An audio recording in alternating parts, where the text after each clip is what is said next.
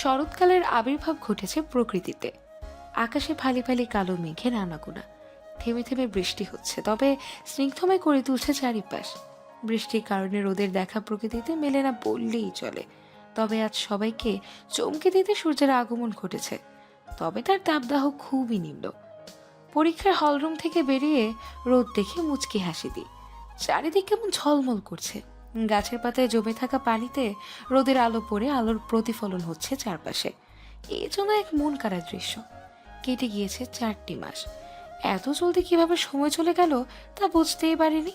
আজ ছিল মেডিকেলে আমার ভর্তি পরীক্ষা। ধীর পায়ে সামনে এগোতেই দেখি রোদ্দুরের মাঝে দাঁড়িয়ে আছেন পূর্ব ভাইয়া। কপাল দিয়ে বিন্দু বিন্দু ঘাম গাল বেয়ে গড়িয়ে পড়ছে, তবে তার সেদিকে কোনো খেয়ালই নেই। সে ব্যস্ত তার ফোনে, বেশ মনোযোগ সহকারে ফোনে টাইপিং করছেন। আমি দ্রুত পায়ে ভিড় ঠেলে ঠুলে তার সামনে গিয়ে দাঁড়াই। ক্ষণের মাঝে তিনি মাথা তুললেন, খানিক হেসে বললেন, কখন বের হলি? আপনি যখন ফোনে টাইপিংয়ে বিজি ছিলেন। ও, পরীক্ষা কেমন হলো? আলহামদুলিল্লাহ, ভালো। যা, গাড়িতে বস, আমি আসছি। আমি ভ্রু কুঁচকে তাকে জিজ্ঞেস করি, কই যাচ্ছেন? পূর্ব ভাইয়া তার ফোন পকেটে ঢুকে পিছে যেতে যেতে বললেন, আসছি, তুই গাড়িতে বস। পূর্ব ভাইয়া চলে গেলেন। আমি সেদিকে কিছু সময় তাকিয়ে থেকে গাড়িতে উঠে বসি। মন গহীনে একটাই প্রশ্ন ঘুরপাক খাচ্ছে, তিনি গেলেন কোথায়? 10 মিনিট পার হতেই আমার পাশে ড্রাইভিং সিটে এসে বসলেন পূর্ব ভাইয়া। ঘেমে টই টুম্বর তার শার্ট, হাতে একটা পলিথিনের প্যাকেট রয়েছে। তিনি পকেট থেকে রুমাল বের করে আমার দিকে প্যাকেটটি এগিয়ে দিতেই আমি চটপট বলি, এটা কিসের প্যাকেট পূর্ব ভাইয়া? খুলে দেখো। ক্লান্তি মাখা কণ্ঠে তিনি বললেন। আমি প্যাকেট খুলতেই চোখ দুটো বড় বড় হয়ে যায়। প্যাকেটে রয়েছে খাবার, burger, chocolate, Coca Cola, pizza, আরও বেশ কিছু। আমি চমকিত দৃষ্টি দিয়ে তার দিকে তাকাই। তিনি ফের ব্যস্ত হয়ে পড়েছেন ফোনে। আমি বললাম, পূর্ব ভাইয়া এসব কি? এত খাবার কার জন্য? পূর্ব ভাইয়া বাঁকা চোখে আমার দিকে তাকান, কণ্ঠে গম্ভীর ভাব টেনে বললেন, স্টুপিড, তোর হাতে দিয়েছে কি অন্যকে দেওয়ার জন্য? এগুলো তোর, জলদি ফিনিশ কর, একটা কিছুও জানি বাকি না থাকে। আমি চরম অবাক হয়ে তাকিয়ে আছি তার দিকে। এই লোক নিশ্চিত পাগল হয়ে গিয়েছে, না হলে এত খাবার শেষ করতে বলছে। আমি কণ্ঠে অবাক স্বর টেনে বলি, আপনি কি পাগল পূর্ব ভাইয়া? এত কিছু শেষ করব কিভাবে? তাছাড়া সকালে আমি খেয়েই বের হয়েছি, এখন এত কিছু খেতে পারবো না। পূর্ব ভাইয়া বোধ হয় কিছুটা রেগে গেলেন। চোখ পাকিয়ে তিনি বললেন, সিরিয়াসলি? সকালে খেয়েছিস? জাস্ট 1 পিস ব্রেড খেয়ে বের হয়েছিলি। সকাল 6টায় বের হয়েছিস আর এখন বাজে দুপুর 2টা। পুরো 8 ঘন্টা ধরে জাস্ট একটা ব্রেড খেয়ে আছিস। আচ্ছা, তুই কি চাস বলতো? অসুস্থ হয়ে তুই হসপিটালের বেডে পড়ে থাকবি আর আমাকে কষ্ট দিবি? কষ্ট দিয়ে দিয়ে শেষ করে ফেলবি? হোয়াই দোলপরি, এত যন্ত্রণা কেন দিস আমায়? কোনো কথা ছাড়াই আমি বার্গারে কামড় দিই। তা দেখে তৃপ্তিময়ী হাসি দিয়ে পূর্ব ভাইয়া ফোনে ব্যস্ত হয়ে পড়লেন ফের। বিরক্তি নিয়ে 2 কামড় খেয়ে চারপাশে তাকাই। গাড়িটা পার্কিং লটে। সামনে যাওয়া আপাতত সম্ভব না। শত শত স্টুডেন্ট পরীক্ষা দিয়ে হল দিয়ে বের হচ্ছে, এর মধ্যে গাড়ি নিয়ে যাওয়া অসম্ভব।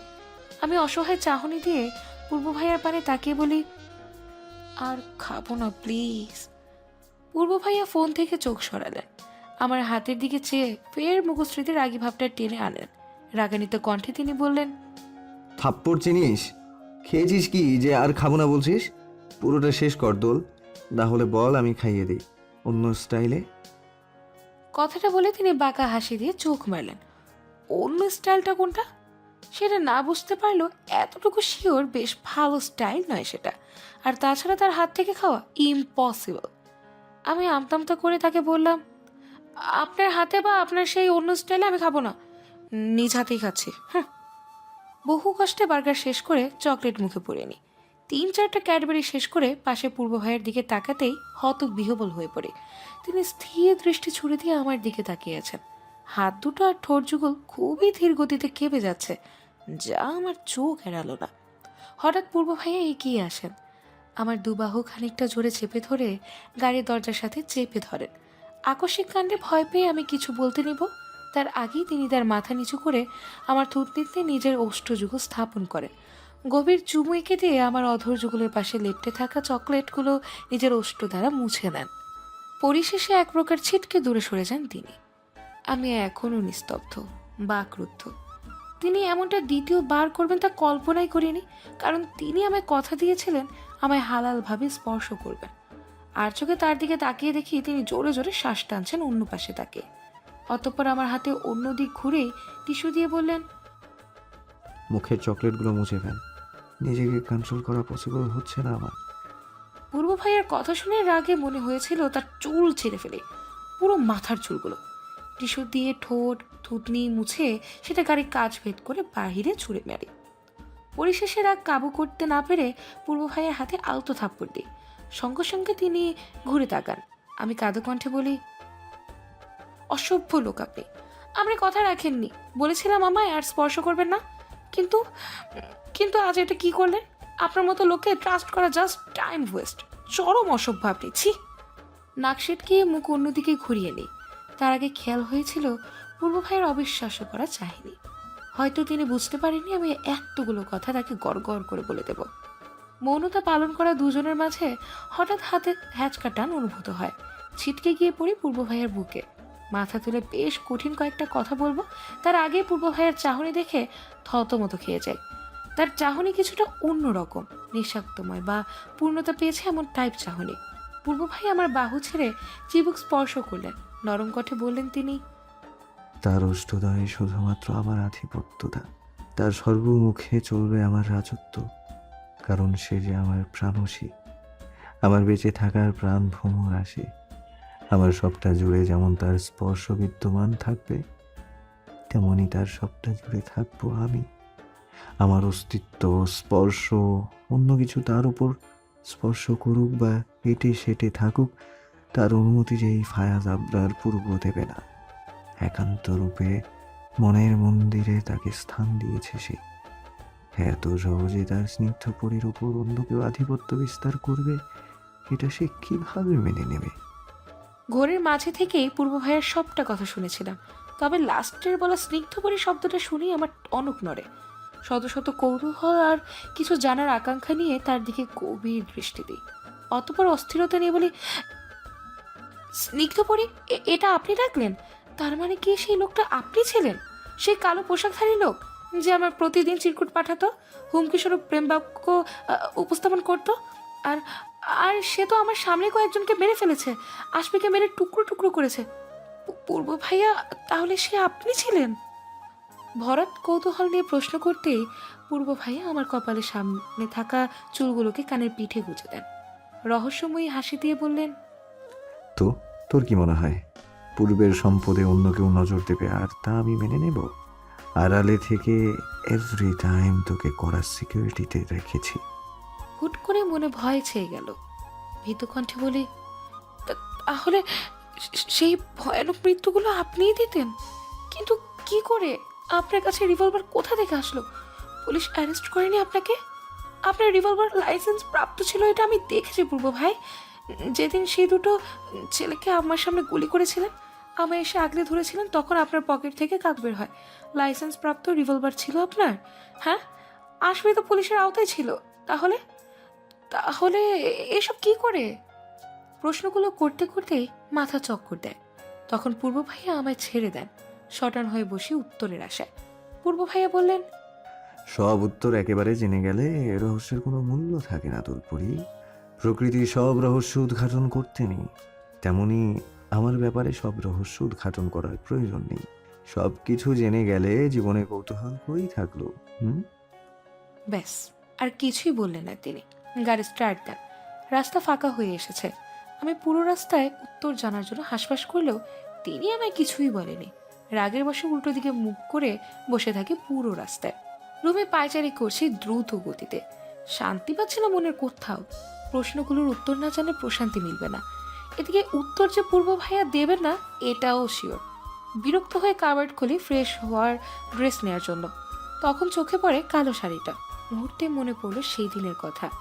এই কয়েক মাসে আগের ঘটনা ভুলে গিয়েছি একদম। আয়েফ ভাইয়া এখন আর এই বাসায় আসেন না। পরিবারের সবাই বিষয়টি জেনে গিয়েছে।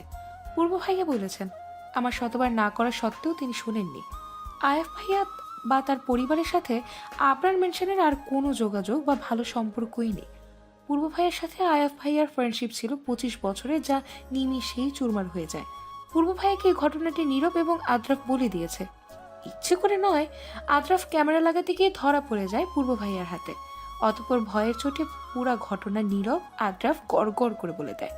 শাড়ি পরার অপরাধে সেদিন আমায় পূর্ব ভাইয়া কিছুই বলেননি, তবে রেগে আমার সব শাড়িগুলো কেটে টুকরো টুকরো করে ফেলেছিলেন। হাসি মুখে তা দেখে এক পর্যায়ে শব্দ করে হেসে দিয়েছিলাম, যার ফল কিছুটা ভয়ানক ছিল। মাঝরাত, সবাই ঘুমে মগ্ন হলে অহরা ঘুমায়নি। টিপটিপ পায়ে দোলার রুমে প্রবেশ করেছে। হাতে দুটো ইঞ্জেকশন। চটজলদি ঘুমন্ত দোলার হাতের রগে ইঞ্জেকশন দুটো পোষ করে দেয় সে। স্বস্তির শ্বাস ফেলে নিজের রুমে এসে কাউকে মেসেজ করে ওরা বলল, ইঞ্জেকশন পুশ করার ডান, কয়েকদিনের মাঝেই ক্যান্সার ধরা পড়বে। ওরা বসে পড়ে বেড়ে, চুপ করে পানি টুপটাপ করে পানি গড়িয়ে পড়ে চোখ থেকে। তার জীবনটা এতটা কঠিন, কষ্টদায়ক কেন? ওরা হিচকে তুলে কাঁদছে। কাঁদার ফলে ওর চোখের সাদা অংশটুকু রক্তিম বর্ণ ধারণ করেছে। ফোন বেজে উঠতেই কান্না থামায় বহু কষ্টে সে। অতঃপর ফোন রিসিভ করে বলল, হ্যালো, কে? আমি ফায়েজ আবরার পূর্ব, ছাদে এসো। ওরা কেঁপে উঠল যেন। জোরপূর্বক গলা দিয়ে শব্দ বের করে বলল, আসছি। কথাটা বলেই সে ফোন কেটে দেয়। ওয়াশরুমে গিয়ে পানি দিয়ে চোখ মুখ ধুয়ে নেয় ভালোভাবে। নয়তো পূর্ব যদি বুঝতে পারে সে কেঁদেছে, তাহলে কুরুক্ষেত্র বাঁধিয়ে ফেলবে। ওরা চট জলদি চলে যায় ছাদে। ছাদের কর্নারের দিকে তাকাতেই নজরে আসে কারো প্রতিচ্ছবি। অন্ধকারে তার চেহারা না দেখা গেলেও ওরা বুঝতে পারে সে পূর্ব। পূর্বের পাশ ঘেঁষে দাঁড়ায় ওরা। পূর্ব তখন মনের সুখে আকাশ পানে সিগারেটের বিষাক্ত ধোঁয়া উড়াতে ব্যস্ত। এই ব্যস্তক্ষণ পালন করছে। ওরার উপস্থিতি টের পেয়ে সে গম্ভীর কণ্ঠে বলল, ইঞ্জেকশন দিয়েছো? হ্যাঁ। দীর্ঘশ্বাস ছেড়ে বলল ওরা। দুটো নাকি তিনটা? দুইটা আপাতত, তিনটা একসাথে দিলে অসুবিধা হবে অনেক। পূর্ব ফের ব্যস্ত হয়ে সিগারেটের মাঝে। চোখ দুটো যেন জলজল করছে আধারে আশপাশ ছেয়ে থাকলেও। ওরা ঠিকই দেখতে পায় সেই জলজল চোখ দুটো। বুকে মোজর দিয়ে ওঠে তার। নিজেকে সামলাতে না পেরে ওরা কেঁদে দিয়ে বলল, এমনটা না করলে হয় না পূর্ব। দোলের তো কোনো দোষই নাই। মাঝখান থেকে এই মেয়েটা কেন কষ্ট পাবে? পূর্ব হাতের সিগারেটটা ফেলে দেয়, পায়ের তলায় রেখে পিষে ফেলে একদম। ধরা কণ্ঠে পূর্ব বলল, এমন কিছু সময় আছে যেখানে আমাদের দোষ না থাকা সত্ত্বেও আমাদের শাস্তি ভোগ করতে হয়। দোলার ক্ষেত্রেও তাই। ওরা এবার পূর্ণ দৃষ্টি দেয় পূর্বের দিকে। পর্যবেক্ষণ করার পর সে বলল, দোলকে ভালোবাসো? জানি না। গম্ভীর কণ্ঠে উত্তর দেয় পূর্ব। পরিশেষে দ্রুত পায়ে ছাদ থেকে নেমে চলে যায়। ওরা সেদিকে তাকিয়ে দীর্ঘশ্বাস ছাড়ে। কিছু পরিস্থিতি আমাদের জীবনকে নরকে পরিণত করে। নরকের যন্ত্রণায় আমাদের জ্বালিয়ে পুড়িয়ে ভস্ম করে দেয়। সেই যন্ত্রণার দাগ কখনো মুছে যায় না। কিছু কালো স্মৃতি হিসেবে তারা আমাদের চারপাশে বিচরণ করে। ওরা আর পূর্বের ক্ষেত্রেও হয়তো তাই। ভোরবেলা হঠাৎ করে ঘুম ভেঙে যায় আমার। তীব্র মাথা ব্যথায় শ্বাস আটকে আসার উপক্রম। মাথা বালিশ থেকে তুলতেই চোখ দুটো মার্বেলের মতো গোল গোল হয়ে যায়। বালিশে রক্ত, বেশ খানিকটা। রক্ত আসলো কোত্থেকে? কানের কাছটা ভেজে অনুভূতি হতেই সেখানে স্পর্শ করি। হাতটা চোখের সামনে আনতেই দৃশ্যমান হয় রক্তাক্ত হাত। কান দিয়ে রক্ত পড়ছে। মাথা আউলিয়ে যায় ক্ষণে। বমি বমি ভাব আসাতে দৌড়ে ওয়াশরুমে চলে যায়। গল গল করে রক্ত বমি করি। শরীর নিস্তেজ হয়ে আসতেই ওয়াশরুমের ফ্লোরে বসে পড়ি। রক্ত বমি, রক্ত কান দিয়ে কেনই বা পড়ছে তা ভাবার মতো সময় হলো না যেন। চক্ষু যুগল বন্ধ করে ফ্লোরে মাথাটা বেশ জোরে সরে পড়ে যায়। জ্ঞান হারানোর আগে পূর্ব ভাইয়ার চেহারাটা মুখের সামনে ভেসে ওঠে। সময়ের ব্যবধানে জ্ঞান ফিরে আসতেই নিজেকে বেডে পাই। মাথা ধরে উঠে বসতেই ব্যালকনিতে কারো ছায়া দেখতে পেলাম। কেউ দাঁড়িয়ে আছে। পূর্ব ভাই। তড়িৎ গতিতে বেড থেকে নামতে গিয়ে হোঁচট খেয়ে পরিচিতি নিলেই সামনে নিয়ে বেলকনিতে চলে যাই। বহু কষ্টে শব্দগুচ্ছগুলো এক করে নিম্ন কণ্ঠে বলি, পূর্ব ভাই। তিনি পিছে ঘুরে দাঁড়ান। হ্যাঁ, পূর্ব ভাই ইনি। কেমন থমথমে চাহনি নিয়ে তাকিয়ে আছেন। আমি ঠোঁটের কোণে হাসি টেনে সামনে এগোতেই ফের পড়ে যাই। অদ্ভুত ব্যাপারটা হচ্ছে, পূর্ব ভাইয়া একবারও এগিয়ে এসে আমায় ধরলেন না। অবিশ্বাস্য চাহনি নিয়ে তার পানে তাকাই। তার দৃষ্টি স্বাভাবিক। অন্যদিকে মুখ ঘুরিয়ে নেন তিনি। তা দেখে বুকে হু হু করে ওঠে। সোফা ধরে উঠতে নিব, শক্তি পাচ্ছি না। এতটা দুর্বল লাগছে কেন? ফের পূর্ব ভাইয়াকে উদ্দেশ্য করে বলি, পূর্ব ভাই আমি উঠতে পারছি না, আপনার হাত একটু দিন। পূর্ব ভাইয়া এগিয়ে আসলেন। চিন্তার ভয়ে ছেয়ে থাকা মন গহীনে যেন আলোর দিশা এলো। তিনি এগিয়ে এসে আমায় হাত ধরে হ্যাচকা টান দিয়ে উঠিয়ে নেন, অতঃপর দ্রুত পায়ে পিছে সরে যান। চোখে আমার পানিতে টইটুম্বুর। হেঁচকা টান দেওয়া হাতে প্রচণ্ড ব্যথা পেয়েছি। আমি স্বাভাবিক হয়ে বলি, আপনি আমার রুমে? তিনি বললেন, ওয়াশরুমে ওভাবে পড়েছিলি কেন? জানি না, হঠাৎ মাথা ঘুরে পড়ে যাই, তারপর আর কিছু মনে নেই। খাওয়া দাওয়া ঠিক মতো করিস না কেন? বেশি খারাপ লাগছে? ডাক্তার ডাকবো? আমি আলতো হেসে বলি, না লাগবে না, ঠিক আছে আমি। আমার উত্তর শুনে তিনি আর 1 মিনিটও দাঁড়ালেন না। গটগট পায়ে চলে যেতে নিলেই আমি পিছু ডেকে বলি, আপনি ঠিক আছেন পূর্ব ভাইয়া? তা আমাকে কি তোর অস্বাভাবিক বা পাগল টাইপ মনে হচ্ছে রিসেন্ট? ধমকে সেটা বললেন তিনি। আমি অশ্রুসিক্ত নয়নে তাকিয়ে থাকাকালীন ধীর কণ্ঠে বলি, না, আমার কথার মানে সেটা ছিল না। তো কি মিন করছিস তোর কথায়? ডিসগাস্টিং।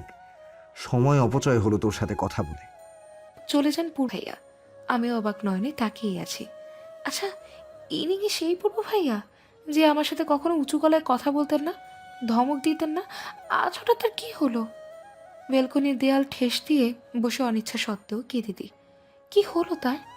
এমন ব্যবহার তো পূর্ব ভাইয়া আমার সাথে আগে কখনো করেননি। তবে আজ আজ এসব এমন উদ্ভট আচরণ করলেন কেন?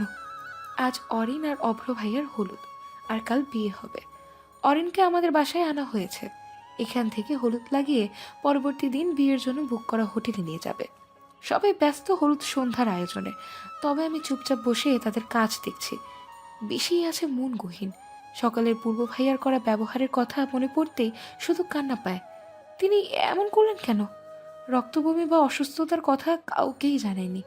আম্মু কয়েকবার সন্দেহ করেছিল আমার কিছু হয়েছে, কিন্তু আম্মুকে মিথ্যে বলে কাটিয়ে নিয়েছি তার সন্দেহ। অন্যদিন হলে হয়তো বাসার সবাই এক মুহূর্তে বুঝে যেত আমার অসুস্থতার কথা, কিন্তু আজ কেউ বুঝতে পারেননি। বিয়ে এবং হলুদ এসব নিয়ে সবাই খুব ব্যস্ত। আবরার মেনশনে থেকে আসার সময় পূর্ব ভাইয়া একেবারের জন্য আমার সামনে আসেননি, একটু কথা বলেননি, যেতে বাধা দেননি। এসব যেন মনে শুধু কষ্ট দিচ্ছে, স্বাভাবিক থাকতে দিচ্ছে না আমায়। কাঁধে কারো স্পর্শ পেতে পিছু ঘুরে তাকাই। অরিন দাঁড়িয়ে, ওর চোখ মুখে মলিনতা ভাব। হয়তো বিয়ে হচ্ছে তাই দেখে, বাবা মার থেকে দূরে চলে যেতে হবে তাই ভেবে। অব্র ভাই বিয়ের পর অরিনকে কানাডা নিয়ে যাবে। অরিন আমার পাশে বসে পড়ল। চোখ দুটো ওর জানান দিচ্ছে তারা কিছু বলতে চায়, অনেক কিছু। অরিন বলল, এভাবে মন খারাপ করে বসে আছিস যে? রেডি হবি না? ফাংশন শুরু হবে একটু পর। হুট করে কি হলো জানা নেই, অরিনকে জড়িয়ে ধরে হু হু করে কেঁদে দিই। কান্নারত কণ্ঠে পূর্ব ভাইয়ার করা বিহেভিয়ার বর্ণনা দেই ওকে। তা শুনে মলিন হাসে অরিন। ও বলল, আমাদের জীবনটা উপন্যাস না রে দোল পাখি। সবসময় যে সুখ থাকতে হবে তা কিন্তু নয়। আমাদের অগোচরে অনেক কিছুই হয় প্রতিনিয়ত, অনেক বড় কিছু। ইউনো, মাঝে মধ্যে প্রিয়জনকে কাছে পেতে হলে কষ্ট পেতে হয় অনেক।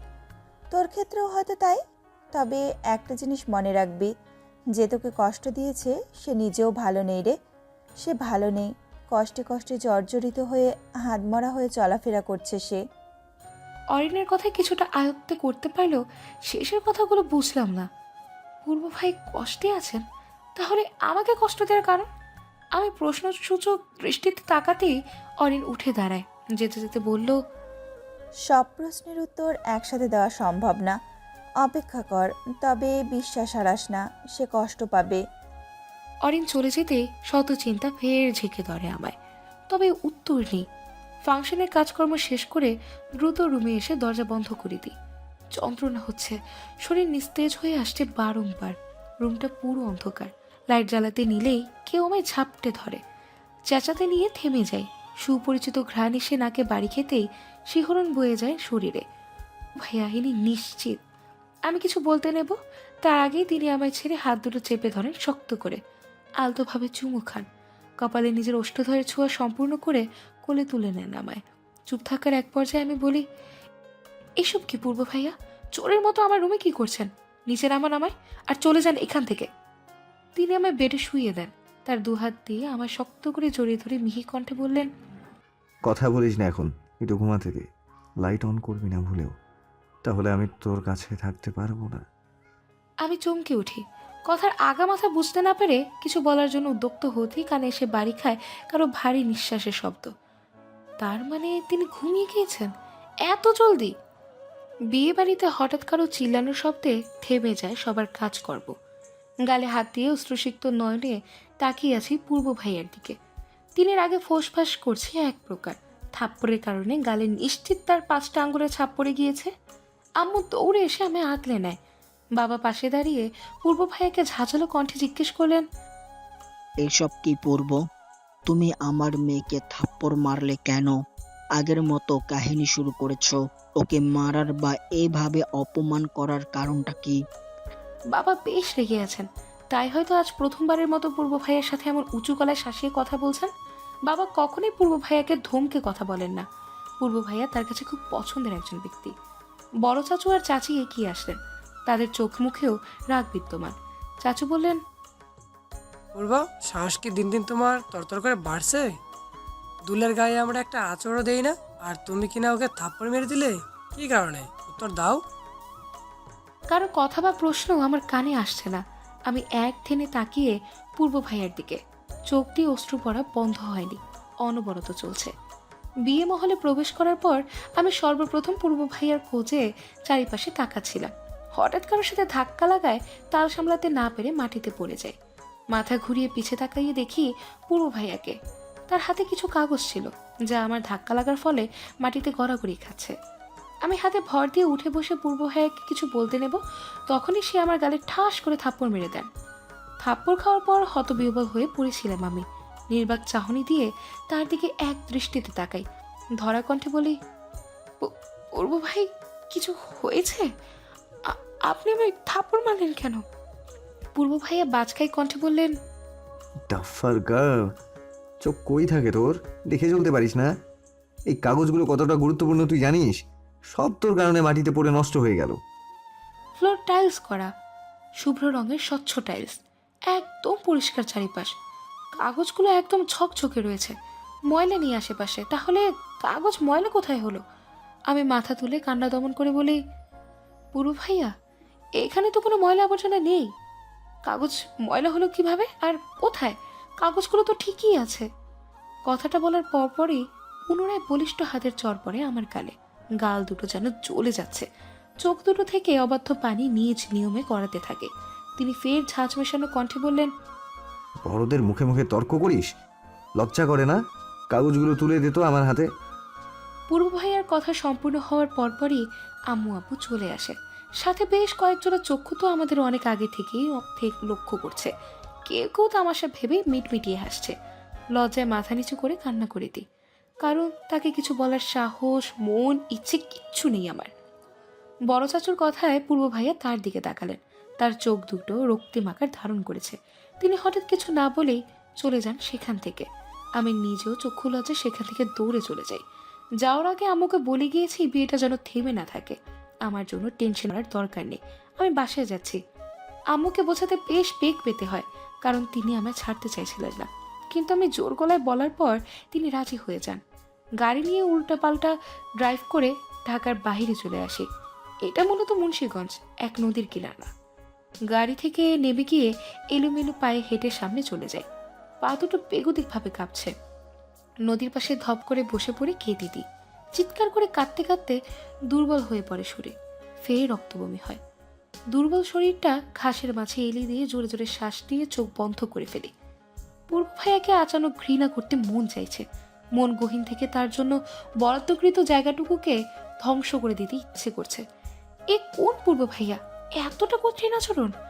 তার উপর আজ গায়ে হাত তুললেন। তবে কি আমি মানুষ চিনতে ভুল করলাম পূর্ব ভাইয়াকে পছন্দ করে? মনে মনে প্রশ্নগুলো আওড়াতে যখন আমি ব্যস্ত, তখন কারো পায়ের শব্দ ভেসে আসে কর্ণকুহরে। শোয়া থেকে উঠে বসে সামনে তাকাতেই খেয়াল হয় একজন ব্যক্তিকে। সে কালো রঙের একটা লম্বা কোট, মাথায় হেড আর সার্জিক্যাল মাস্ক পরে আমার থেকে 3 ফুট দূরে দাঁড়িয়ে আছেন। কিছুটা ভয় ছেঁকে ধরেন বলে দাঁড়াতে নিব, তার আগেই সে ব্যক্তি তড়িৎ গতিতে এগিয়ে এসে আমায় জড়িয়ে ধরে। আমি টের পাই ঘাড়ে তরল জাতীয় কিছু পড়ছে। গুমড়ে কান্নার শব্দ ভেসে আসাতে মনে হলো ব্যক্তিটি কাঁদছে। সে বলল, আমায় মাফ করে দে দুলপুরি, মাফ করে দে। তোর গায়ে আমি হাত তুলতে চাইনি, তোকে আঘাত করার সময় পাথর হয়ে গিয়েছিলাম। আমার মন হৃদয় সব কিছু স্তব্ধতা ধারণ করেছিল, হৃদস্পন্দন থেমে গিয়েছিল মুহূর্তেই। তোকে আঘাত যেই হাতটি দ্বারা করেছি, সে হাত ক্ষত বিক্ষত করে দিয়েছি। পূর্ব ভাইয়ার কথায় আমি সর্বপ্রথম তার ডান হাতের দিকে তাকাই, কারণ এই হাতটি দিয়েই তিনি আজ সকালে আমায় পরপর দুটো থাপ্পড় দিয়েছেন। হাতটিতে ব্যান্ডেজ করা, তবু রক্তটা যেন বাধা মানছে না। সাদা ব্যান্ডেজটার পুরো অংশটাই লাল রক্তে চুপচুপ। আমার হঠাৎ রাগ উঠল, তাকে সজোরে ধাক্কা মেরে ঠাস ঠাস করে এক গালি 3টে থাপ্পড় মেরে দিই। রাগে গা থর থর করে কাঁপছে আমার। এমন উদ্ভট ব্যবহারের মানে কি? কষ্ট দেবেন আবার আগলে নেবেন, ওয়াই? আমি রাগান্বিত কণ্ঠে বলি, আপনি পাগল হয়ে গিয়েছেন পূর্ব ভাইয়া। সময় থাকতে সাইকিয়াট্রিস্ট দেখান, নয়তো পরে পাগল হয়ে রাস্তায় রাস্তায় ঘুরতে হবে। তার হাতে গাল বিদ্যমান। দুদিন আমার দিকে স্থির দৃষ্টিতে তাকিয়ে নিজের মুখে এটে সেটে থাকা সার্জিক্যাল মাস্কটা টেনে খুলে ফেললেন। অদ্ভুত ব্যাপারটা হচ্ছে, তার ঠোঁটের কোণে হাসি, অমায়িক হাসি। পূর্ব ভাইয়া আমার হাতের কড়ই ধরে তার সামনে এগিয়ে নিয়ে যান। সামনে পড়ে থাকা অবাধ্য চুলগুলোকে কানের পিঠে গুজে দিয়ে ধরা কণ্ঠে বললেন, পাগল তো সেই কবেই আমি হয়েছি স্নিগ্ধ পরি। তোমার স্নিগ্ধময় প্রেমের সম্মোহনে আমি উন্মাদ হয়েছি। নিজের উশৃঙ্খল জীবনের শৃঙ্খলা ফিরিয়ে এনেছি তোমার কারণে। তোমায় আগলে রাখতে কত রাত দু চোখের পাতা এক করিনি, হিসেব নেই। তোমাকে হারানোর ভয়ে সব সময় আমি তটস্থ হয়ে থাকতাম। তোমার থেকে দূরে সরে হিংস্র হয়ে যেতাম, আবার তোমার ছোঁয়া পেলে হয়ে যেতাম অমানুষ থেকে মানুষ। এক নিঃশ্বাসে কথাগুলো বলে দিয়ে তৃপ্তিকর শ্বাস ছাড়েন তিনি। চোখে তার পানির রেশ। কিছু বলতে চাইছে চোখ দুটি, অনেক কিছু, তবে কোনো বাধা পেয়ে সে কিছুই বলতে পারছে না। তরতর করে বেড়ে ওঠা রাগগুলো ক্ষণের মাঝে যেন নিভে গেল তার এই মোহনীয় কণ্ঠের হৃদস্পন্দন থামিয়ে দেওয়া কথাতে। এতটা আবেগ মিশে কেউ কথা বলতে পারে? পূর্ব ভাই আমার হাত ছেড়ে দেন, ঘাসের ওপর বসে পড়লেন। তিনি থমথমে কণ্ঠে বলা শুরু করলেন, ভালোবাসিস আমাকে?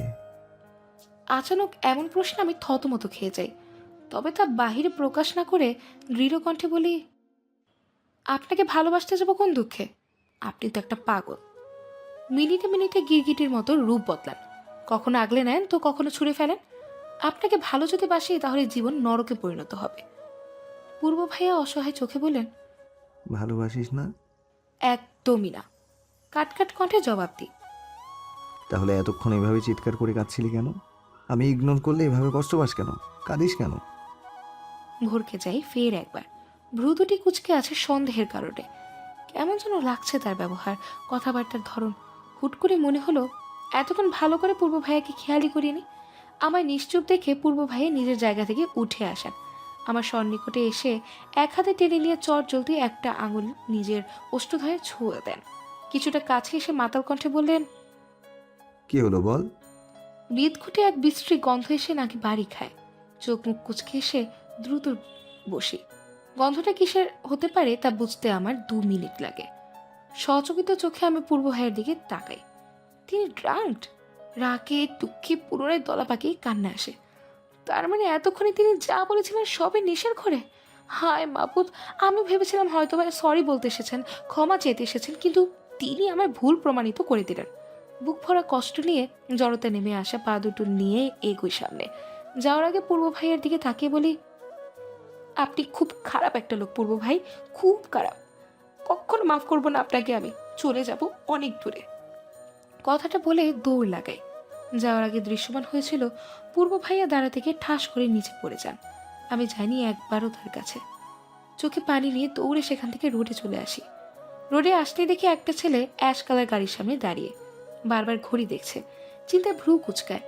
আমি আমার গাড়ির দিকে যাব, তখনই ছেলেটা আমার কাছে এসে বলল, আসসালামু আলাইকুম ম্যাম, আমি ফুয়াদ, ফার্স্ট স্যারের পিএ। ফার্স্ট স্যার তো আপনার সাথে দেখা করতে গিয়েছিলেন, আপনি এখানে? তাহলে তিনি কোথায়? ফাজ? এই ফাজকে পরক্ষণেই মনে হয় সেই দিনের কথা। তাহলে পূর্ব ভাইয়া ফার্স্ট গ্রুপে কি এসব কর্মকাণ্ড করেন, এসব খুন? আমি আর বেশি ভাবলাম না, ধীর কণ্ঠে বলি, আপনার স্যার নদীর পাড়ে মাতাল হয়ে পড়ে আছে, নিয়ে যান তাকে বাসায়। পারলে তাকে সাইকিয়াট্রিস্ট দেখাবেন, পাগল হয়ে গিয়েছেন তিনি। ফুয়াদ বোধহয় বেশ শখ খেলো, চোখ মুখে সেই ভাবটা উপচে পড়ছে। চমকিত কণ্ঠে বলল, ম্যাম কি বলছেন এসব? স্যার ড্রিঙ্কস করেছেন? মানে কিভাবে? তিনি তো ফুয়াদ নামক ছেলেটার কথা অর্ধসম্পূর্ণ রেখে গাড়ি স্টার্ট দিই। কিছু ভালো লাগছে না একদমই। ইচ্ছে করছে পূর্ব ভাইকে আরো 4-5টা থাপ্পড় দিতে। আহ, প্রেম, ভালোবাসা এত পেন কেন? ওয়াই? সন্ধ্যা বিরাজমান, আকাশে নীলাভ আভা। সূর্য বিদায় দিয়েছে খানিকক্ষণ আগে। বিকাল থেকে ড্রাইভ করতে করতে সন্ধ্যায় বাসায় এসে পৌঁছাই। আবরার মঞ্জিলে যায়নি। বিয়ে হয়তো এতক্ষণে শেষ হয়ে গিয়েছে। নিজের বোনের বিয়েতে শান্তিমতো থাকতেই পারলাম না।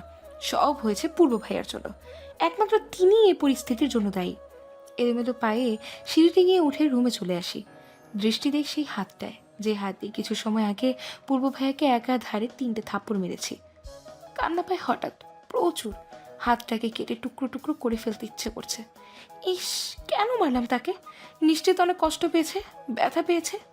পরক্ষণে মনে পড়ে সে তো মাতাল অবস্থায় ছিল, নেশায় বুঁদ হয়ে। তাহলে তখন কি তার কোনো ফিলিংস হচ্ছিল? কিছু ভাববার মতো সুযোগ আমার এই দুর্বল শরীরটা দিল না। অতিরিক্ত মাথা ব্যথা নিয়ে ধপ করে বিছানায় গায়ে লিদি। ডাক্তার না দেখালেই নয়, তবে তার আগে এই দেশ ছাড়তে হবে, দূরে কোথাও চলে যাব। মাটিতে পুঁতে থাক মেডিকেলে পড়ার ইচ্ছে। 2 দিন কেটে গিয়েছে। আজ অভ্র ভাইয়া অরিনকে নিয়ে কানাডা চলে যাবে। যেহেতু পূর্ব ভাইয়া বাংলাদেশে, কানাডা তার কোম্পানির ক্ষতি হতে পারে, তাই পূর্ব ভাইয়া বাংলাদেশে যতদিন থাকবে ততদিন কানাডাতে পূর্ব ভাইয়ার কোম্পানি অভ্র ভাইয়া দেখবেন। 2 দিনে নিজেকে অনেকটা শক্ত করেছি। পূর্ব ভাইয়াকে সম্পূর্ণ ইগনোর লিস্টে ফেলে রেখেছি। অদ্ভুতজনক ব্যাপার হচ্ছে, এই 2 দিনে পূর্ব ভাইয়া একবারও আমার কাছে আসেননি, খোঁজ খবর নেননি, এমনকি এক পলক আমার দিকেও তাকাননি। তিনি এই 2টা দিন ওরা আপুর সাথে ছিলেন। ওরা আপুকে বাইরে নিয়ে যাওয়া, শপিং করিয়ে দেওয়া, রেস্টুরেন্টে ঘোরানো, সব তিনি করেছেন। এসব দেখে বাহির থেকে মনকে শক্ত করতে পারলেও ভেতর থেকে আমার অনুভূতিগুলো মৃত। আমি ভাবতাম হয়তোবা পূর্ব ভাইয়া আমায় ভালোবাসতেন, কিন্তু আমার ধারণাটা ছিল সম্পূর্ণ ভুল।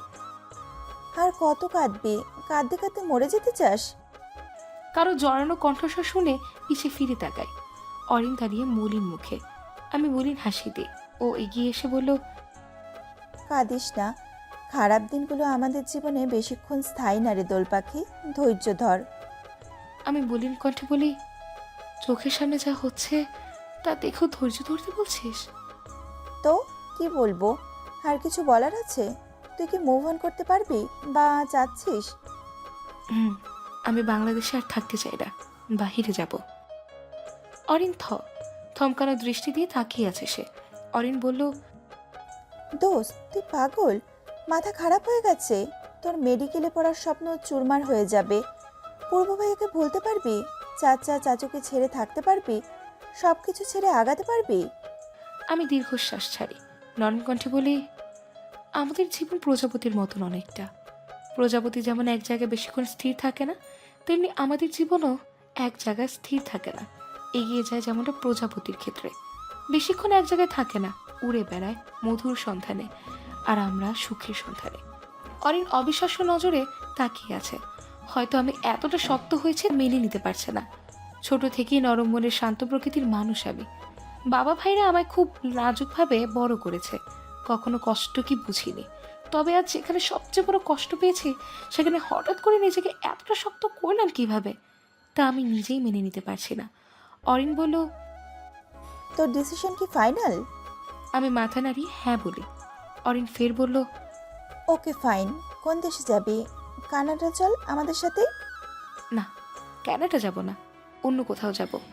ওখানে গেলে পূর্ব ভাইয়া খুঁজে পেয়ে যাবেন। সবার আড়ালে কোনো একদিন সুইজারল্যান্ড চলে যাব। অরিন অসহায় মুখে বলল, আর একবার ভেবে দেখ দোল পাখি, তোর স্বপ্ন সব মাটি হয়ে যাবে। তোর সাদা অ্যাপ্রন পরার স্বপ্নটা ভেঙে যাবে। পারবি সহ্য করতে? চোখে এসে জমা পানি অরিনের বর্তমান কথা শুনে টুপ করে গড়িয়ে পড়ে। শত চেষ্টা করে আটকানো যায়নি, সে নিজের ইচ্ছেতে গড়িয়ে পড়েছে। আমি বুকে পাথর চাপা দিয়ে বহু কষ্টে বলি, ডাক্তার হওয়ার স্বপ্নটা না হয় স্বপ্ন হিসেবেই থাক অরি। বেঁচে থাকলে বাচ্চা কাচ্চাকে ডাক্তারি পড়াবো, নয়তো সুইজারল্যান্ড গিয়ে চেষ্টা করবো কোনো মেডিকেলে অ্যাডমিশন টেস্ট দেওয়ার, বুঝলি? অরিন হঠাৎ আমায় জড়িয়ে ধরে খুব শক্ত করে, নিম্নস্বরে বলে, বড় হয়ে গেছিস দোল পাখি। আমি হেসে দিই। সেই হাসির মাঝে লুকিয়ে আছে শত শত কষ্টের ছাপ। এয়ারপোর্ট অরিনকে বিদায় দিয়ে আলাদা গাড়িতে একা একা ড্রাইভ করতে করতে আগের সেই জায়গাটা যাই, নদীর পাড়ে। মন ভালো করার অন্যতম স্থান এটা আমার। কিছু দূর যেতেই সামনে এসে পড়ে কয়েকজন লোক। তাদের সবার হাতে রিভলভার, একদম ঘিরে ধরে দাঁড়িয়ে আছে। আমি আচানক ভয় পেয়ে যাই, ভীত কণ্ঠে বলি, কারা আপনারা? কিছু বলবেন? এভাবে দাঁড়ালেন কেন? লোকগুলো নিশ্চয়। হঠাৎ পেছন থেকে কেউ কর্কশ কণ্ঠে বলল, ওদের তোমরা দিয়ে কোনো কাজ নেই মিস মেহরুজ, আমরা তোমার দিয়ে কাজ। চট জলদি পিছিয়ে তাকাই। একজন লোক দাঁড়িয়ে, 20 থেকে 25 বছরের, হলুদ দাঁত দিয়ে বিশ্রী হাসি দিচ্ছে, তার হাতেও একটা রিভলভার। আমি থমথমে কণ্ঠে বলি, কি চাই আপনার? হ্যাঁ, এভাবে পথ আটকে দাঁড়ালেন যে? লোকটি এগিয়ে এসে দ্রুত পায়ে ভরকে গিয়ে পিছিয়ে যেতে নিলেই উপস্থিত লোকজনদের মধ্য হতে একজন আমার পায়ে লাথি দেয়, যার ফলস্বরূপ মাটিতে মুখ থুবড়ে পড়ে যায়। এতে করে সামনে দাঁড়িয়ে থাকা লোকটি রেগে যায়। সে বলল, ওই কুত্তা, এ শরীরে লাথি দিলি কেন? এটার প্রফেশনাল মাল বুঝছস? এর খাতিরদারি করতে হইব বেশি, নাহলে স্যার আমাকেও সবগুলো মায়েরা ফেলবো। কাচুমাচু মুখ করে সে বলল, সরি ফাহিম ভাই, আর লাথি দিমু না, মায়েরা পালাইতে নিছিল তাই লাথি মারছি পায়ে। ফাহিম নামে ছেলেটি এবার পূর্ণ দৃষ্টি আমাতে দেয়, লোভাতুর দৃষ্টি। আমি ব্যথায় চোখ মুখ খিচে বন্ধ করে আছি। ফাহিম আমার পাশে বসে পড়ে, ইঞ্জেকশন বের করে হাতের আগে পুশ করে এক সিরিঞ্জ রক্ত নিয়ে সামনে গাড়ি নিয়ে সামনে যায়। আমি চুপিসারে মাটিতে পড়ে আছি, মাথা ব্যথা করছে খুব। চিন্তায় চিন্তায় বোধ হয় জ্বর এসে পড়েছে। লোকটা আমার রক্ত নিল কেন? ফাহিম হঠাৎ হাতে থাকা সিরিঞ্জে মাটিতে জোরে ছুঁড়ে ফেলে, অতপর নিজের ফোন বের করে কর্কশ কণ্ঠে বলল, স্যার, আমাদের সন্দেহ ঠিক, আরা ম্যাডাম দেনাই ডলারে ইঞ্জেকশন পূর্বের সাথে মিলে আমাদের ধোকা দিচ্ছে। ওপাশ থেকে কি বললো জান আমার, তবে প্রথম লাইনটা কিছুটা শুনতে পেরেছি, যা আমার বোধগম্য হয়নি। কি হচ্ছে এসব? ফাহিম ফের বলল, আচ্ছা স্যার, আমি ইঞ্জেকশন দিতাছি নতুনটা, 4টা দিমু, তাহলে তাড়াতাড়ি মরবো। ফোন রেখে দেয় ফাহিম। গাড়ির ভেতর থেকে হাতে কিছু ইঞ্জেকশন নিয়ে এগিয়ে আসে আমার দিকে। আমি নড়াচড়া করার জন্য হাঁসফাঁস করছি, কিন্তু পারছি না। হঠাৎ করে বেশ দুর্বল লাগতে শুরু করে। ফাহিম আমার পাশে বসে এক হাত টেনে ধরে, সাথে করে নিয়ে আসা ইঞ্জেকশনগুলো এক এক করে পুশ করে দেয় আমার হাতের রগে। এতটাই দুর্বল ছিলাম, চোখের পাতা আলতো করে খোলা রাখা ছাড়া আর কিছুই করতে পারিনি। ইঞ্জেকশন দেওয়ার পর হাত ঝাড়া মেরে মাটিতে ফেলে দিয়ে চলে যায় ফাহিম নামক লোকটি আর তার দলবল। আমি চেয়ে থাকার এক পর্যায়ে অজ্ঞান হয়ে যাই। সাবেক আর্মি অফিসার জোহান আবরারের একমাত্র মেয়েকে জঙ্গি গোষ্ঠীর ক্যান্সারের বিষ দিয়ে মেরে ফেলার চেষ্টা করেছেন, তবে বিষ পুরোপুরি বাড়িতে ছড়িয়ে না যাওয়াতেই ডাক্তাররা সেই বিষ শরীর থেকে বের করতে সক্ষম হয়েছেন। 5 জন আটক হয়েছেন জঙ্গি গোষ্ঠীর, তবে আটক হওয়ার পর জেলে নেওয়ার সময় রাস্তার মাঝে 5 জন হার্ট অ্যাটাকে মারা যান। পুলিশ ধারণা করছে তাদের প্ল্যান করে হার্ট অ্যাটাক করানো হয়েছে। ফাহাদ, এই ছিল এখনকার খবর। গড়গড় করে এক সাংবাদিক টিভিতে এই কথাগুলো বলছিল। আমি টিভি থেকে দৃষ্টি সরিয়ে আমার বাম পাশে বসে থাকা পূর্ব ভাইয়ার দিকে তাকাই। তার মুখ পানে গাম্ভীর্যতার ছাপ বহমান, ছুরি দিয়ে ফল কাটছেন তিনি। আবার মাঝে মধ্যে আমার হাতে লাগানো স্যালাইনের ক্যানেলের দিকে তাকাচ্ছেন। স্যালাইন শেষ হয়ে যাওয়ার আর বেশি সময় নেই, যে কোনো সময় শেষ হবে। সাথে সাথে না খুললে স্যালাইনের ব্যাগে রক্তে ভরে যাবে, তাই বারবার তাকাচ্ছেন তিনি। আমি হতভম্ব, মনে জমে থাকা প্রশ্নের উত্তর জানার জন্য ব্যাকুল আমি। কি হয়ে গেল এসব? টিভিতে এইসব নিউজ, আমি হসপিটালে, পাশে পূর্ব ভাই। কৌতূহল না দমিয়ে রাখতে পেরে দিশেহারা হয়ে বলি, এসব কি পূর্ব ভাইয়া? টিভিতে নিউজ, আমি হসপিটালে কিভাবে আসলাম? পূর্ব ভাইয়া আমার প্রশ্নে নিজের কাজ বন্ধ করেনি, বরং আগের থেকে মনোযোগী হয়ে ফল কাটছেন, যেন আমার প্রশ্নে তার কানেই যায়নি। আমি মাথা ঘুরিয়ে দেয়াল ঘড়ির দিকে তাকাই। টাইম দেখে চক্ষু চড়ক আছে, সকাল 9টা বেজে 10 মিনিট। কিন্তু কাল যখন আমি জ্ঞান হারিয়েছিলাম তখন মিনিমাম 12টা বাজে। তার মানে একদিন যাবত আমি বেহুশ ছিলাম। আমি অবাক কণ্ঠে বলি, 9টা 10 বাজে? তার মানে আমি একদিন যাবত সেন্সলেস ছিলাম। এবার পূর্ব ভাইয়া নড়ে চড়ে বসলেন, মাথা তুলেন তিনি। এতক্ষণ মাথা নিচু ছিল তার চেহারা দেখতেই আটকে উঠি এক প্রকার। চোখ জোড়া প্রচণ্ড লাল, হালকা ফুলে আছে, রক্তিম ঠোঁট জোড়া শুকিয়ে কাট। তিনি ফিচল কণ্ঠে বললেন,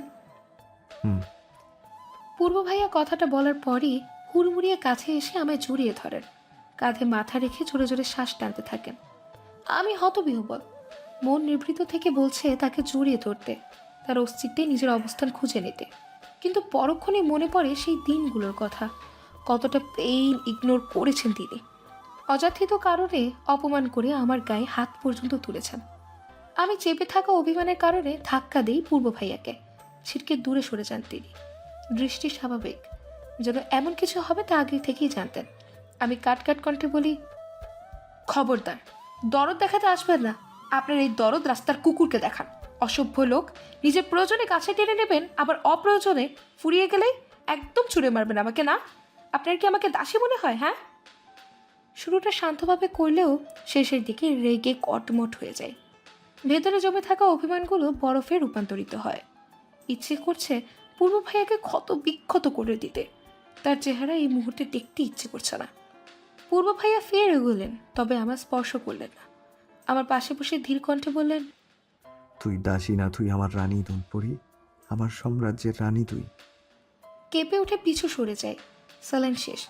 তা দেখে পূর্ব ভাইয়া চট জলদি কাছে এসে হাত থেকে খুব ধীরে সুস্থে স্যালাইনের ক্যানেলা খুলে ফেলেন। আমি এবার হাত টানাটানি করলাম না। তিনি তার কাজ সম্পূর্ণ আমার দিকে মনোযোগী দৃষ্টি দেন। অতঃপর বললেন, একটা চুমু খাই দুলপুরি, জাস্ট একটা। কেমন জানি ফাঁকা ফাঁকা লাগছে। তার কথায় ভরকে যাই। চোখ দুটো বড় বড় করে তাকিয়ে থাকার এক পর্যায়ে আমি জোর গলায় বলি, ফাজলামো করছেন আমার সাথে? বেরিয়ে যান। আপু, আম্মু, ভাইয়া, চাচা, চাচু তারা কোথায়? আমি তাদের কাছে যাব। ডাকুন তাদেরকে। তারা এখন আসবে না, সবাই আমাদের প্রাইভেসি দেওয়ার জন্য বাইরে গিয়েছে। আবার ফাজলামো? আপনি যান তো এখান থেকে। রাগে গজগজ করে বলি তাকে। তবে তিনি শান্ত কণ্ঠে বললেন, আমার উপর এত রাগ কেন দুলপুরি? আপনি জানেন সেই কারণটা। এই যে এখন ভাল ব্যবহার করছেন, একটু পরে দেখা যাবে ঠাস ঠাস করে থাপ্পড় মেরে বসে আছেন। পূর্ব ভাইয়া হাসেন। হাসিটা অন্যরকম, চাপা কষ্টে জর্জরিত। তিনি শীতল কণ্ঠে বললেন, আর কোনোদিনও তোর গায়ে হাত তুলবো না। সেদিন তোকে দুটো থাপ্পড় মেরে আমি আমার নিজের হাত ছুরি দিয়ে কেটে ক্ষতবিক্ষত করেছি। থাপ্পড়গুলো তোর গালে পড়লো, তার কষ্ট ব্যথা আমার বুকে এসে লেগেছে। এখন আর তোকে দূরে সরিয়ে রাখতে হবে না, সব কিছু সলভ হয়ে গিয়েছে। আমি বাঁকা চোখে তাকাই তার দিকে। সন্ধিহান কণ্ঠে বলি, মানে কি বলছেন এসব? খুলে বলুন। বলবো, তার আগে ফ্রুটসগুলো খেয়ে নে। তুই উইক অনেক, রক্ত চেঞ্জ করা হয়েছে বিষের প্রতিক্রিয়া সরাতে। আমি প্লেট হাতে নিই, এক পিস মুখে নিয়ে তাকে ইশারা করে বলি, শুরু করুন।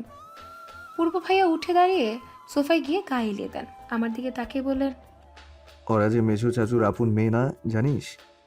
হ্যাঁ, আম্মু বলেছে। ওরা আপুর 10 বছর বয়স, তখন তাকে মেজো চাচু রাস্তা থেকে আহত অবস্থায় পায়। আপু অনাথ ছিল, আর মেজো চাচুর কোনো বাচ্চা হচ্ছিল না দেখে মেজো চাচু ওরা আপুকে নিজের মেয়ে হিসেবে বড় করেন। তার কয়েক বছর পরই তো অরিন হয়। ওরা অনাথ না, ওর বাবা মা ভাই সবাই আছে। চমকিত দৃষ্টিতে তাকিয়েছি পূর্ব ভাইয়ার দিকে। হাতে থাকা আপেলের টুকরোটা ফট করে প্লেটে পড়ে যায়। বিস্ময় নিয়ে বলি, সিরিয়াসলি? তাহলে আপুর বাবা মা কোথায়? ওরার বাবা মাকে জঙ্গি গোষ্ঠীর লিডার আটকিয়ে রেখেছে। কারণটা ওরাকে ব্ল্যাকমেল করে আমাদের পরিবারের ক্ষতি করা। তারা সবাইকে ছেড়ে ওরাকে চুজ করেছিল, আর আমাদের পরিবারের থার্ড পার্সন হিসেবে ঢুকিয়ে দেয়।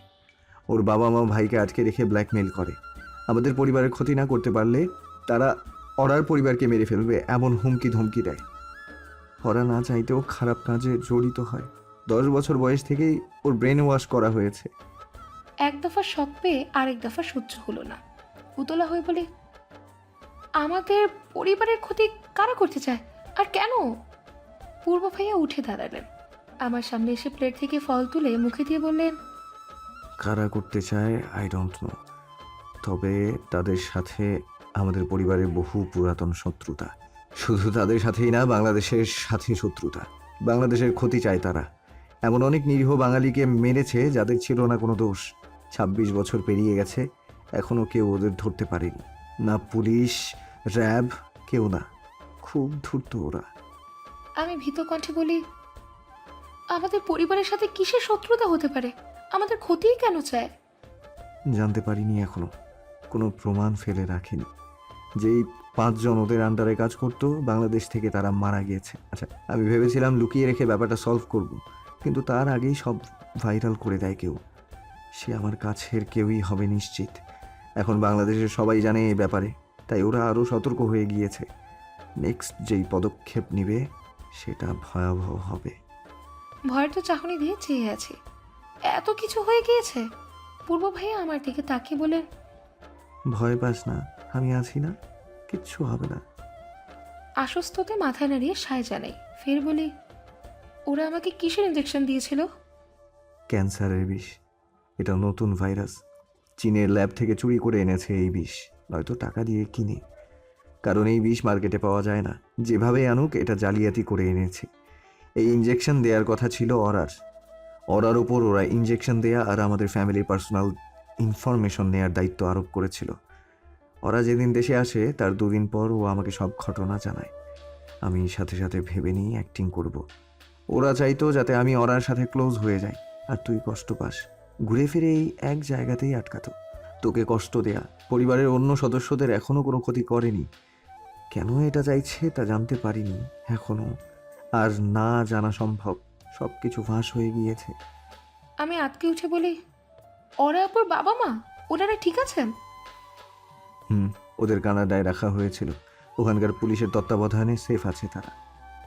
স্বস্তির শ্বাস ফেলি। আরও অনেক প্রশ্ন ছিল, তবে তার উত্তর পাওয়া সম্ভব নয়। আমি হঠাৎ চমকে বলি, আপনি এত কিছু জানলেন কি করে? পূর্ব ভাইয়া রহস্যময়ী হাসি দেন। আমি তা দেখে ফের বলি, আপনার কাছে রিভলভার কোথা থেকে আসলো? ফার্জকে? ফুয়াদ মানে আপনার পিয়ে আপনাকে ফার্জ বলে সম্বোধন কেন করলো? প্লিজ বলুন না, আপনি কি কোনো মাফিয়া টাফিয়া নাকি? পূর্ব ভাইয়াকে এই প্রথমবারের মতো চমকাতে দেখলাম। তার মানে আমার বলা কথাটি ভুল? পূর্ব ভাইয়া বললেন, লাইক সিরিয়াসলি, তোকে আমার মাফিয়া মনে হয়? এই বাজে পেশায় আমি যাব? স্টুপিড। তাহলে আপনি কে? গোয়েন্দা বিভাগে সিনিয়র অফিসার। গম্ভীর কণ্ঠে বললেন তিনি। আমি বিস্ময় নিয়ে চেয়ে আছি। ঠোঁট দুটো গোল গোল করে বলি, হোয়াট? অবাকের চরম পর্যায়ে অতিক্রম করে ফেললাম বোধহয়। মানে একটা মানুষ একসাথে এত কিছু কিভাবে হয়? Businessman, then singer, and now গোয়েন্দা বিভাগের সিনিয়র অফিসার। মাই গড! পূর্ব ভাইয়া বললেন, এভাবে তাকিয়ে আছিস কেন? ফ্রুটস ফিনিশ কর ফাস্ট। আমি কিছু বলতে নেব তার আগে দরজা ভিড়িয়ে হন্তদন্ত হয়ে প্রবেশ করে নীরব। ওকে দেখে খানিক অবাক হই। নীরব বলল, পূর্ব ভাই, কাজী আনছি। দোলের বাবা আমাদের এই পাঞ্জাবিটা দিল। আপনি যান, চেঞ্জ করে আসেন, বিয়ে পড়ানো শুরু করব। দিশাহারা চোখে পূর্ব ভাইয়ার দিকে তাকাই। তিনি মিটি মিটি হাসছেন। উঠে দাঁড়িয়ে নীরবের কাছে যান। আমি বলি, বিয়ে? কার বিয়ে? নীরব দাঁত কেলিয়ে বলল, কেন? তোর তোর আর পূর্ব ভাইয়ের? ভাইয়া তোরে রাস্তা থেকে তুলে এনে সবাইকে বললো আজকেই তোকে বিয়ে করবে, তাই হসপিটালেই কাজে আনছি। তড়িৎ গতিতে ঘাড় বাঁকিয়ে পূর্ব ভাইয়ার দিকে তাকায়। তিনি চোখ টিপ মেরে ইশারায় বললেন, ওয়েট করবো, আজ একদম নিজের করে নিব তোমায়। বলেই তিনি চলে গেলেন। আমি এখনো শকে। হচ্ছেটা কি? বিয়ে? লাল রঙের একটা ওড়না মাথায় দিয়ে চুপিসারে বসে আছি হসপিটালের বেডে। ওরা আপু পাশে বসে মিষ্টি হেসে কথা বলছেন। অতঃপর সেই ক্ষণটা থমকে এসে দাঁড়ালো। কাজে কবুল বলতে বলল। আমি বেশ সময় নিই। বাবা মায়ের দিকে তাকাতেই তারা ইশারায় কবুল বলতে বললেন। আমি কয়েক ফোঁটা চোখের পানি ফেলে লম্বা সময় নিয়ে কবুল করে দিই। সবাই আলহামদুলিল্লাহ বললেন। কাজে বলল, আলহামদুলিল্লাহ, বিয়ে হয়ে গেছে তাদের। ফায়াজ, আবরার, পূর্বা আর মেহরুজ দোলা, এরা দুজন এখন থেকে স্বামী স্ত্রী। আমি চোখ বন্ধ করিনি। প্রশান্তি অনুভূত হচ্ছে। পূর্ব ভাইয়া এখন সম্পূর্ণরূপে আমার। ওরা আপু বলল, আরে তুই কাঁদছিস কেন? পূর্ব যদি দেখি আমাদের 12টা বাজিয়ে দেবে। বলে আপু হাসলেন। আমি মৃদু হেসে মাথা নিচু করে নিই। বাবা মা আমার মাথায় হাত বুলিয়ে দিয়ে একে একে সবাই চলে যান। খানিক বাদে আসেন পূর্ব ভাইয়া। তার মুখে তৃপ্তির হাসি। তিনি বড় বড় পা ফেলে এগিয়ে এসে আমায় কোনো কথা বলতে না দিয়ে আমার ওষ্ঠদয় তার ওষ্ঠধার মাঝে পরম আবেশে আঁকলে নেন। চমকে গিয়ে তার পাঞ্জাবির কলার আঁকড়ে ধরি আমি। সে ব্যস্ত আমার অযত্নহরের মাঝে। কড়া রোদের তাপদাহ চারিদিকে। থাই গ্লাসের মোটা পর্দা ভেদ করে এক চিলতে রোদ প্রবেশ করে কেবিনে। পিটপিট করে চোখ খুলতে ভেসে ওঠে পূর্ব ভাইয়ের চেহারা। কানে ভেসে আসে তার হৃৎস্পন্দনের ধকধক শব্দ। খুব সাবধানে উঠে বসি যাতে তার ঘুম না ভাঙে। পূর্ব ভাইয়ের বুকে ঘুমিয়েছিলাম এতক্ষণ যাবৎ। সেই ঘন্টায় তিনি হুট করে আমার ওষ্ঠদয় ছেড়ে তাড়া দেয় ঘুমানোর জন্য। ডাক্তারের নির্দেশ এটা। শরীর উইক হওয়াতে ঘুম প্রয়োজন ছিল। তবে আমি জেদ ধরেছিলাম ঘুমোবো না, ঘুম আসছিল না একদমই। এক পর্যায়ে তিনি আমার পাশে শুয়ে পড়ে আমার হাত ধরে হ্যাচকা টান মেরে তার বুকে ফেলেন। কঠিন স্বরে বললেন, ঘুমা, উঠবে না আর একবারও, তাহলে ঠাঁটিয়ে এক চড় মারবো সব কিছু উপেক্ষা করে। প্রথমে রাগে দৃষ্টি নিক্ষেপ করলেও পরক্ষণে তার বুকে মাথা দিয়ে তিনি আলতো হাতে আমার মাথায় হাত বুলিয়ে দিতে থাকেন। ক্ষণের মাঝেই ঘুমিয়ে পড়ি। দুপুর 2টো বাজে। ধীরে তার হাত আমার পিঠ থেকে সরিয়ে দিতেই তিনি নড়ে চড়ে বসেন। উঠে বসলেন তিনি, কড়া কণ্ঠে বললেন, কই যাচ্ছিস? বেড থেকে নামতে মানা করেছিলাম না? আমি আমতামতা করে বলি, মানে ওয়াশরুমে যাব। দাঁতে দাঁত চেপে তিনি ফের বললেন, তো আমাকে কি ডাকা যেত না? এখন যদি মাথা ঘুরে পড়ে যেতি? দেখ দোলপুরি, তোর বডির প্রায় 80% ব্লাড চেঞ্জ করা হয়েছে। একদিন পুরো সেন্সলেস ছিলি, তুই বড্ড উইক এখনো। করুণ স্বরে বললেন তিনি শেষের কথাটি। আমি বলি, আপনি ঘুমিয়েছিলেন, আপনি তো সে কতদিন ধরে ঠিকমতো ঘুমাননি, তাই ডাকিনি, সরি। পূর্ব ভাইয়া এগিয়ে এসে আমার বুকে চেপে ধরলেন, ধীর কণ্ঠে বললেন, আমার চিন্তা করা লাগবে না তোর, নিজের খেয়াল রাখবি ঠিক মতো। এখন থেকে না নিলেও চলবে, আমি কেয়ার নেব। স্বস্তির শ্বাস ছাড়ি। কোথাও যেন ভয় অনুভূত হচ্ছে। এসবের প্রাপ্য তো আমি, তাহলে এমন অপরাধমূলক অনুভূতি কেন হচ্ছে? কিছু ভুল করছি না তো? গম্ভীর মুখ নিয়ে আমার পাশে বসে আছেন পূর্ব ভাইয়া। তিনি মুখশ্রীতে গম্ভীর ভাব বহমান রাখলেও তিনি যে বেশ রেগে আছেন তা আমি ভালো করেই জানি। পূর্ব ভাইয়ার এই রাগের কারণটা বাবার সিদ্ধান্ত। বাবার সিদ্ধান্তটা ছিল এরূপ, দেখো পূর্ব, তোমার জেদের কারণে আজ এই অবস্থায় দোলের বিয়ে দিয়েছি, কিন্তু তুমি আমার মেয়েকে নিজের কাছে রাখতে পারবে না। ও এখনো ছোট, 18তে পা রাখলো, 9 মাস হয়েছে। আমরা এখনই ওকে শ্বশুর বাড়িতে পাঠাতে চাই না। যদিও জানি তুমি ওর পূর্ণ কেয়ার করবে, কিন্তু আমাদের মেয়েকে আমরা 21 বছর হওয়ার আগ পর্যন্ত তোমার কাছে দিচ্ছি না। বিয়েটাও অ্যানাউন্সমেন্ট হবে না। দোলের সঠিক বয়স হলে অফিসিয়ালি ওর বিয়ে অ্যানাউন্সমেন্ট করে ধুমধাম করে বিয়ে দেব। পূর্ব ভাইয়া কথাটা শোনার পর বেশ রেগে গিয়েছিলেন, তবে সে নিজের রাগ সংযত করে সোফায় বসে পড়ে। ড্রয়িং রুমে এবার দৃষ্টি এখন পূর্ব ভাইয়ার উপর। হসপিটাল থেকে রিলাইজ দিয়েছে আমাকে, ইচ্ছে করে দেয়নি। আমি পূর্ব ভাইয়াকে ব্ল্যাকমেল করে ডাক্তারদের ধমকে ধামকে রিলাইজ করান। এতে অবশ্য রেগে তিনি আমার ওপর, তবে আমার জেদের কাছে সে আত্মসমর্পণ করেছেন। পূর্ব ভাইয়া মৌনতা কাটিয়ে বললেন, এমন সিদ্ধান্ত নেওয়ার মানে কি চাচু? আমি কি দোলের খেয়াল রাখতে পারবো না? ইনফ্যাক্ট এতদিন ধরে তো আমি ওর সিকিউরিটি দিচ্ছি। তার কণ্ঠে ব্যাকুলতার ছাপ। বড় চাচি মলিন চোখে তাকিয়ে আছে। সেটা বুঝলাম, কিন্তু তুমি আগে নিজের কোম্পানিতে ফোকাস করো বাবা। এত কষ্ট, এত শ্রম দিয়ে এত দূর নিয়ে এসেছো কোম্পানিটাকে, মাঝপথে লস খেলে তখন কিভাবে সামাল দিবে? নতুন ডিল পেয়েছো 50 কোটি টাকার, এটা তো অভ্র একা সামলাতে পারবে না। তুমি বরং কানাডা চলে যাও, দোলও পড়াশোনা শেষ করুক। পূর্ব ভাইয়ার চোখ মুখে অসহায়ত্বের ছাপ। এবার বড় চাচু বললেন, জোহান যা বলেছে তাই তুমি করবে পূর্ব। কানাডা যাও, আমাদের সেফটি র্যাপ দিবে, সিকিউরিটি আগে থেকে করা করব। কড়া সিকিউরিটি তো আগেই ছিল। আশফি যে দোলকে কিডন্যাপ করলো, কিছু করতে পেরেছে? কড়া কণ্ঠে বলল পূর্ব ভাইয়া। বড় চাচু থতমত খেলেন। তিনি বললেন, আগের বার থেকে আরও সাবধান হব, কিন্তু তোমার কানাডা যাওয়াটা জরুরি। যাব না আমি, দরকার হলে দোলকে নিয়ে যাব। হ্যাঁ কানা, যা খুশি করো, কোম্পানির লস হলেও কিছু যায় আসে না আমার। কথাটা বলে পূর্ব ভাইয়া চলে গেলেন উপরে। অসহায় মুখে চেয়েই আছে চাচুরা। পূর্ব ভাইয়ার কোম্পানি থেকে বেশ বড় একটা অ্যামাউন্ট আসে, আর সেখান থেকে চাচুরার টাকা নিয়ে তাদের বাংলাদেশে থাকা 2টো পোশাক ফ্যাক্টরিতে ইনভেস্ট করেন। তাছাড়া পূর্ব ভাই তার এই কোম্পানির পেছনে গণখাটুনি করেছেন। মাথার ঘাম পায়ে ফেলে দিন রাত এক করে কোম্পানির পিছে পড়েছিলেন, যার কারণে তার কোম্পানির সুনাম কানাডাতে বেশ ভালো। এই কোম্পানির প্রতিষ্ঠাতা বড় চাচু, তারপর অব্র ভাইয়া আর পূর্ব ভাইয়ের পিছনে লেগে থাকেন। সব থেকে বেশি সময় মেধা শ্রম দিয়েছেন পূর্ব ভাইয়া, তাই বড় চাচু কোম্পানিটা তার নামে লিখে দিয়েছে। তবুও পূর্ব ভাই সব জায়গায় বলেন কোম্পানির প্রতিষ্ঠাতা তার বাবা এবং মালিকও সে। কোম্পানিটায় অনেক টাকা ইনভেস্ট করা হয়েছে, তাই হয়তো হেলাফেলা করতে বারণ করছে চাচু।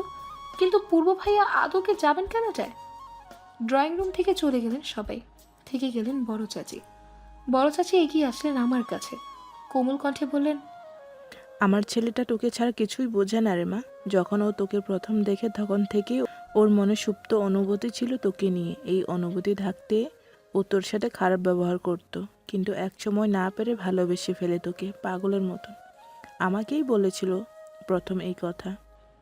আমি মাথা নিচু করে শুনছিলাম চাচির কথা। অবাক লাগছে, তাহলে ছোটবেলার সেই খারাপ ব্যবহার এই কারণে?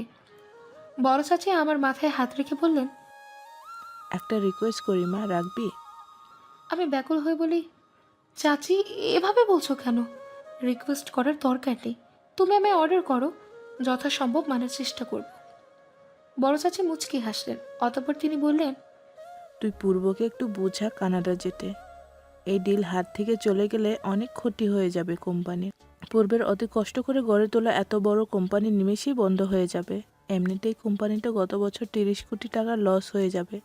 পূর্ব যতই মুখে বলুক ওর কিছু আসে যায় না, কিন্তু আমি জানি ওর কাছে এই কোম্পানিটা কি। তুই একটু পূর্বকে বোঝা না মা, আমি শিওর পূর্ব তোর কথা মানবে। মাথা নিচু করে আছি, হৃৎপিণ্ড দপদপ করে লাফাচ্ছে। পূর্ব ভাইয়াকে ছাড়া আমি থাকতে পারবো তো? আমি আলতো হেসে চাচির উদ্দেশ্যে বলি, আচ্ছা চাচি, বলবো, টেনশন করবেন না, পূর্ব ভাইয়া রাজি হয়ে যাবেন। চাচি তৃপ্তির হাসি দিলেন, কপালে একটা চুমু দিয়ে তিনি উঠে চলে গেলেন। আমি সেদিকে চেয়ে বুকের চাপ অনুভূত হচ্ছে। একদিকে ফ্যামিলির কথা ফালাতে পারবো না, অন্যদিকে পূর্ব ভাইয়াকে ছাড়া থাকতে হবে, ভাবতেই তিক্ত অনুভূত হচ্ছে। কি করব আমি? রাত 8টা, আধারে ছেয়ে আছে পুরো চারিপাশ। হিমশীতল বায়ু এসে শরীরে বাড়ি খেতেই ভালো লাগার শিহরণ বয়ে যায় শরীরে। আকাশে আজ চাঁদ উঠেছে। আজ পূর্ণিমা, চাঁদের পবিত্র আলোর চারিদিকে ছড়িয়ে চিকচিক করছে। ঠোঁটের কোণায় মৃদু হাসি নিয়ে পরিবেশ দেখতে ব্যস্ত আমি। পূর্ব ভাইয়ের সাথে কথা বলা হয়ে ওঠেনি, বাসায় নেই তিনি। স্নিগ্ধ পরি কি জানে তার হাসিতে আছে হৃৎস্পন্দন স্তব্ধ করে দেওয়ার অমায়িক শক্তি, চোখের পলক না ফেলার কঠিন আদেশ, শত রাতের ঘুম কেড়ে নেওয়ার একমাত্র পন্থা। চট জলদি পেছন ফিরে তাকাই, পূর্ব ভাইয়া বুকের বাপাশে হাত দিয়ে দাঁড়িয়ে আছেন, দেয়ালে হেলান দিয়ে আসে। আমি দ্রুত পায়ে তার কাছে এগিয়ে গিয়ে অস্থির হয়ে বলি, কি হয়েছে? বুকে হাত দিয়ে আছেন কেন? ব্যথা করছে? পূর্ব ভাইয়া মৃদু হাসলেন, মধুমাখা হাসি। তিনি বললেন, ব্যথা করছে তো, খুব বেশিই ব্যথা। এখন তুই চট জলদি বুকের বাঁ পাশটায় নিজের ঠোঁট ছোঁয়াতো, ব্যথা কমে যাবে আমার। চোখ পাকিয়ে আমি বলি, অসভ্য লোক। বলে 1 সেকেন্ড সেখানে না দাঁড়িয়ে ফের ব্যালকনির কর্নারে চলে আসি। রেলিংয়ে হাত রেখে বাহিরে তাকাই, কিন্তু মন গহীন থেকে ছটফট করে পূর্ব ভাইকে এক নজর দেখার জন্য। চোরা চোখে তার দিকে তাকাতেই চোকাচোকি হয়ে যায় আমাদের। লজ্জায় দ্রুত মাথা ঘুরিয়ে সামনে তাকাই।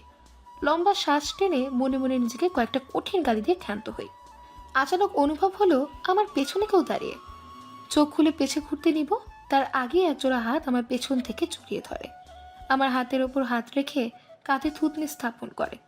বুঝতে 1 সেকেন্ডও লাগে না ব্যক্তিটাকে। অস্বস্তিজনিত কণ্ঠে বলি, পূর্ব ভাই কি করছেন? সরে দাঁড়ান, কেউ দেখলে কি বলবে?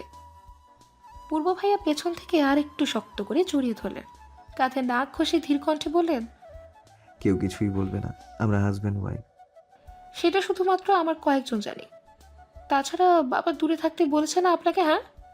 পূর্ব ভাইয়া ফোঁস করে শ্বাস ছাড়লেন, বিরক্ত মাখা কণ্ঠে বললেন, তোর বাবা এমন মির্জাফরি কেন করলো বলতো? বিয়ে করে এখন সিঙ্গেলদের মতো ঘুরে বেড়াতে হচ্ছে। এতটা অপেক্ষার অবসান ঘটিয়ে বিয়ে করলাম, শেষে কিনা তোর বাবা গুটনামি করে দূরে সরিয়ে দিল। ডিসগাস্টিং। আমি কঠিন গলায় বলি, একদম বাবাকে নিয়ে আজেবাজে কথা বলবেন না আপনি, সরুন। ধাক্কা মেরে তাকে সরিয়ে দিই। পূর্ব ভাইয়ার পূর্ণ দৃষ্টি আমাতে। আমার ঘাড়ের পেছনে এক গাছের চুল ধরে সামনে আনতে নিলে আমি ফট করে বলি, আপনি কানাডা চলে যান পূর্ব ভাইয়া, প্লিজ।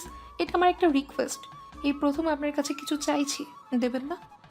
পূর্ব ভাইয়া চোখ মুখ শক্ত করে নিলেন, চুয়াল শক্ত করে বললেন, অন্য যা চাইবি আমি তা আমার প্রাণের বদলে হলেও এনে দেব, কিন্তু তোর থেকে দূরে যাওয়ার কোনো কথা বলতে পারবি না।